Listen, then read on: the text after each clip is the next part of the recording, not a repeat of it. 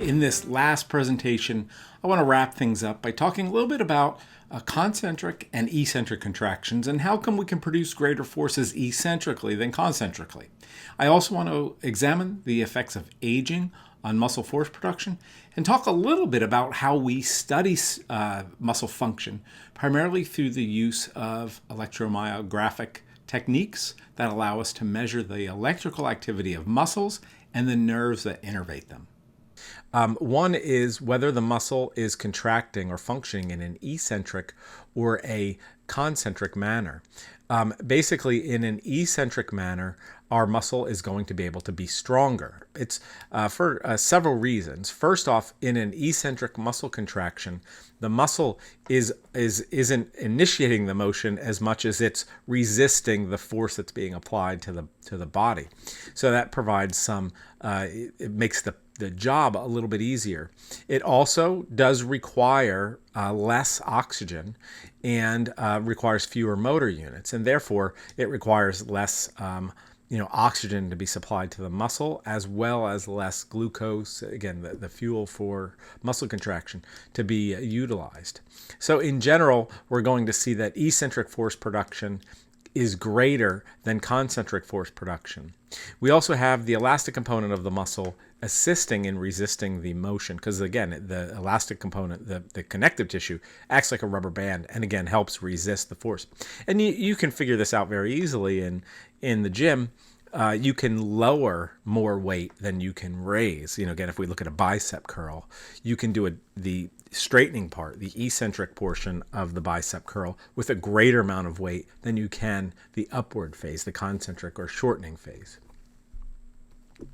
We also see some differences in muscle strength based upon age and gender.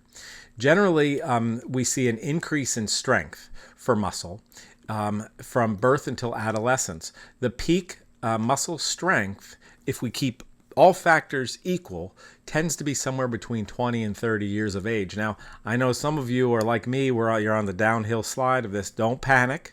Okay, I've said that before. Don't panic. We can still slow the rate of muscle loss, but we can't stop it. So again, and this is when all things are equal. If you are sedentary until you're 40 and start a strength training program, you certainly can gain strength. But we do have a general decline in strength from somewhere around 30 and on. Generally, males are going to be stronger than females. This primarily is due to they, in general, have a larger cross-sectional area of each individual muscle. But again, that isn't always the case. But again, generally, we see males are stronger. Males also have some hormonal advantages. Again, most importantly, the amount of testosterone that really helps build muscle, sustain muscle, and build muscle more quickly in response to exercise. And again, this varies a lot from person to person as well. We also see some changes in muscle mass with aging. Again, this is called sarcopenia. So this is the change in muscle mass or cross-sectional area. Again, if all factors are held equal, basically starting at the age of 30 and really accelerating at the age of 60 on, we start to see a decrease in muscle mass.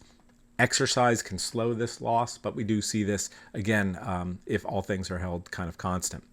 And dynopenia is a term that's newer to be used. It's actually more, sarcopenia is a loss of muscle mass. Dynopenia is a loss of muscle strength. And again, we do see this, again, if exercise levels remain the same as a person ages, they'll lose strength slowly over time. And again, exercise, however, slows the rate of this loss, and again, so should certainly be encouraged.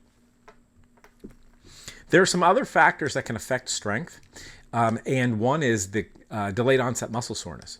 Now, it doesn't have to rise to the extent that I'm sure a lot of us have had, where you can't even move that body part. It's so sore.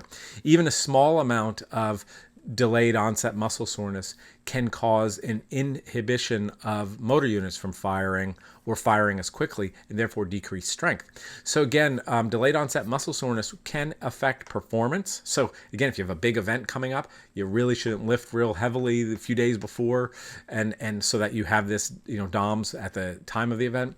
And also, we want to be careful because again, this weakness can also increase injury risk. So we have to be careful with the delayed onset muscle soreness in terms of reducing the total force that can be produced by muscle tissue. Eccentric exercise is a bigger culprit in causing delayed onset muscle soreness. So high eccentric loads, while those can be very good for helping with causing muscle hypertrophy and strength gains, it's also much more likely to cause delayed onset muscle soreness. So be careful when doing eccentric work. And then damage. Basically, delayed onset muscle soreness is damage to muscle tissue. They believe at the sarcomere level throughout the muscle, and again, does cause a small inflammatory process, just like when you're actually injured. Now, this delayed onset muscle soreness will encourage the muscle to get stronger, but we have to be careful. We don't want the person so sore that they can't move for a week because their muscles are so sore. Now, with exercise, it's harder and harder to cause delayed onset muscle soreness because the person gets used to causing the small amount of damage at the sarcomere level, and that will encourage muscle growth and, again, muscle hypertrophy. Muscle strains or injury also will potentially affect muscle strength. So if a muscle is injured, it will not function as well.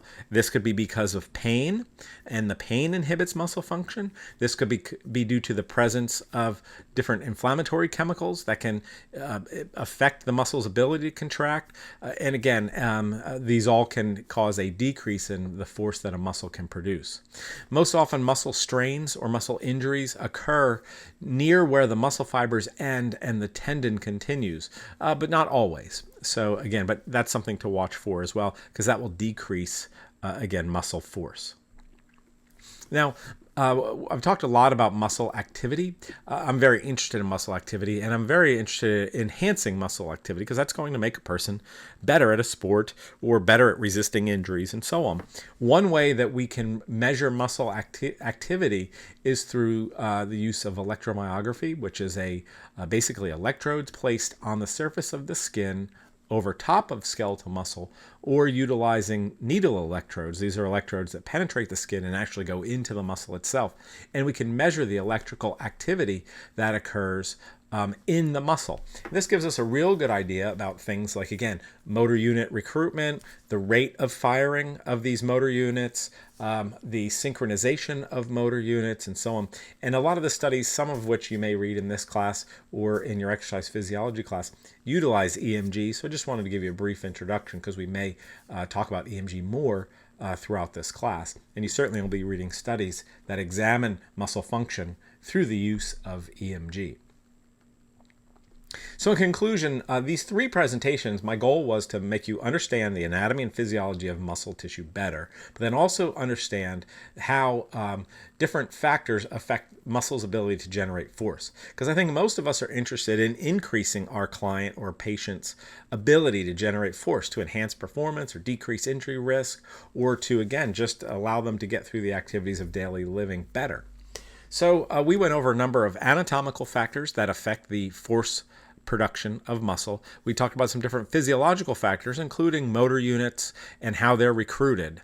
We also talked about some important concepts that I would make sure you know, which are the length tension curve for a particular muscle and the force velocity curve. Know the relationship between muscle length and tension and muscle force and velocity. Also, we talked about some basic biomechanical factors, although we'll hit these in greater detail later in the class. And then we talked about some other factors such as aging. And then finally, we talked about EMG, which is a tool that we can use to measure muscle function. So hopefully this was of interest to you, and I think it's pretty practical stuff, even though it's very sciencey, but I like that. I hope you do as well. Well, that wraps up this fairly lengthy series of presentations on muscle function and structure. I really do think that this is a key understanding point for anybody that works out themselves, helps others achieve their fitness goals, and so on, because Typically, muscle function is going to be the limiting factor in almost any aspect of performance. So the ability to build and maintain strength is key to a healthy life and maintaining an active lifestyle.